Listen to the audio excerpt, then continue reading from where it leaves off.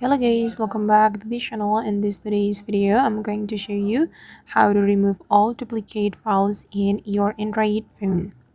Okay, let's get into it. First thing first, you can open your file application or file manager application, and after you have your file manager application opened, you can scroll down until you find the manage storage option, this one. Okay, and here there are several options for you, and you have to select duplicate files since we want to remove all duplicate files in our Android phone. And here you can click on select all, and then you just need to click on delete files, and after you click on delete files, all the duplicate files in your Android phone will be removed automatically. Alright guys, and that's how we can remove all duplicate files in Android phone. I hope this tutorial will be useful for you. Thank you so much for watching. And if you found this tutorial useful, don't forget to hit the like button, leave your comments, and also subscribe to the channel. See you on the next video.